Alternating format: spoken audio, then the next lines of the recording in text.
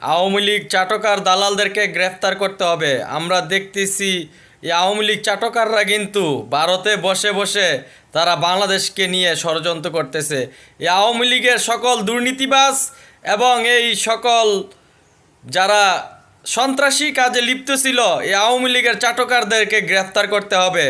এবং হলুদ সাংবাদিকদেরকে বলতে চাই, তোমাদের হুঁশ ফিরিয়ে এনো, এখনও তোমাদের সময় আছে। তার কারণ দীর্ঘ 16 বছর এই আওয়ামী লীগের চাটকার দালালি করেছ।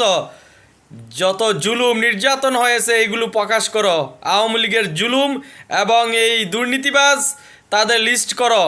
এবং পুলিশ ভাইদেরকে বলবো, আপনাদের উপর কিন্তু জনগণের যে ক্ষোভ রাগ গেছে, এটা কিন্তু এই আওয়ামী লীগ এই টেন্ডার লীগ সন্ত্রাসীদের জন্য।